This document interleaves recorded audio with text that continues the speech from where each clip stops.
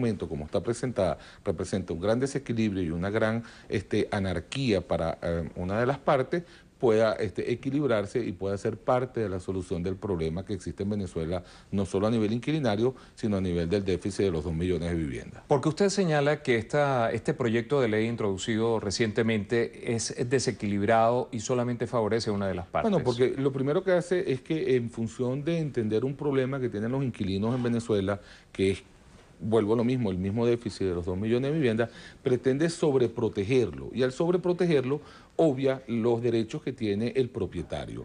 Pareciera, o se pretende hacer creer, o la gente cree y no se ha dado cuenta, de que es que son unos oligarcas o que son unos grupos económicos los que son dueños de esta vivienda. Y eso no es verdad.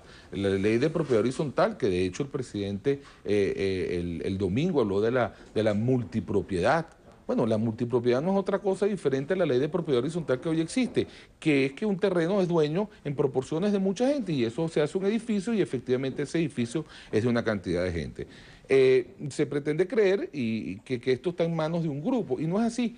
La gran mayoría de los venezolanos vive en los sectores de las barriadas populares. El 74% de los venezolanos vive en sectores populares. Y si el 74% de los pobladores están ahí, quiere decir que el 74% de los problemas están ahí. Entonces, uno dice, bueno, ¿a quién afecta esta ley? Bueno, esta ley va a afectar a todas aquellas personas que tuvieron a bien construir su vivienda, que le hicieron un segundo piso y lo alquilaron, y ahora alquilan entonces una piecita aquí y un anexo allá, y ahora resulta que eso de la noche a la mañana se quiere convertir como que en un pecado, y ahora hay que quitarle esto a la gente para dárselo a la gente que lo alquila, y entonces como que si esto fuera a solucionar el problema, y esto muy lejos de solucionarlo, lo que hace es que lo agrava, porque va a acabar de una vez por todas con el segmento de alquiler de viviendas en Venezuela, que en otras partes del mundo es importantísimo, porque no todo el mundo puede ser dueño de su vivienda en todas las etapas de la vida. Cuando uno está recién casado, uno más o menos se acomoda, se arrincona un poquito, va ahorrando, después compra, y después que compra efectivamente vive, y llega un momento en el tiempo que decide que ahora va a alquilar y va a vivir de ese patrimonio, de esa renta que le va a permitir este apartamento o esta habitación o este anexo de su casa para suplir y para abonar a ese patrimonio familiar y a esa jubilación que a bien tiene derecho después de tantos años de trabajo. Usted nos habla de dos puntos críticos. Nos habla, por un lado, un punto crítico, el déficit habitacional de más de 2 millones de viviendas, de 70 y tantos % de los venezolanos viviendo en sectores muy populares, muy difíciles.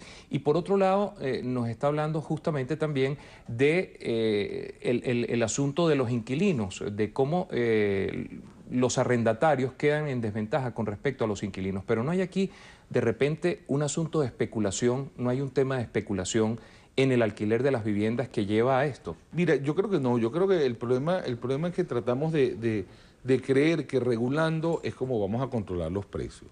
Y los precios se regulan cuando hay un exceso de oferta. En otras palabras, si yo mañana no consigo papas, bueno, entonces la papa me va a costar más caro. Ahora, si aquí hay papas por todos lados, bueno, la gente va a tener que bajar el precio porque si no la papa se le va a echar a perder. Eso sucede con los carros, eso sucede con las papas y eso sucede también con la vivienda. Lamentablemente en Venezuela desde hace muchísimos años no se ha hecho una política de Estado, uno, para el problema del déficit como tal, que siguen creciendo cada vez más. Cuando empezó el gobierno del presidente Chávez, él habló de 1,5 millones, hoy hablamos de 2 millones. Obviamente es un problema que va creciendo. Y en el tema de los alquileres, pues no ha habido una ley, no ha habido un estímulo a las personas para que alquilen. Todo por el contrario, la ley de inquilinaria vigente también protege en exceso a los arrendatarios, perdón. Entonces, definitivamente tenemos que ponernos de acuerdo, tenemos que sentarnos en una mesa para ver cómo solucionamos el problema de que, si bien es cierto, hay un sector de la población que tiene un drama en lo que significa el alquiler, porque una vez que yo no lo saco porque necesito el apartamento para un hijo, para lo que sea, esta persona no va a tener dónde vivir como consecuencia del déficit. Pero tampoco puedo obviar la realidad de que esta persona que es dueña de este apartamento lo compró para su futuro, lo compró para su patrimonio, lo compró para un hijo, y que resulta que ahora el hijo es el que se va a tener que ir a vivir debajo de un puente porque ahora la ley me prohíbe prácticamente desalojar a la persona. El proceso que se lee en esta propuesta de ley es realmente engorroso. Primero tengo que negociar con la persona, después voy para los tribunales de justicia y entonces después de un proceso de demanda, 4 o 5 años, me dan la razón. Después que me dan la razón, entonces efectivamente debo volver otra vez a negociar y a todas estas, este señor no me ha pagado, este inquilino no me ha pagado en 5 o 6 años. Al final tengo que ir para la dirección de inquilinato para que la dirección de inquilinato permita ejecutar esta sentencia firme de un tribunal autónomo del país solamente cuando la dirección de inquilinato consiga dónde ubicar a esta persona. Bueno, eso ante la realidad que hay un déficit, ante la realidad que no hay viviendas en Venezuela y la evidencia es que hay 135.000 venezolanos damnificados que viven en refugio porque no hay donde ponerlos, porque la vivienda no es como la papa o como la carne o como el arroz, que se acaba hoy, compro en el exterior y traigo. La vivienda es lo último de un proceso de desarrollo urbanístico donde primero tengo que ver la tierra, cuál tierra voy a urbanizar, tengo que darle servicio a esa tierra después que le doy servicios, entiende ese servicio, vialidad, agua, luz, teléfono, hospitales, escuelas, industria, trabajo. Tengo que entonces buscar los materiales que hoy en día en Venezuela la materia prima es escasa.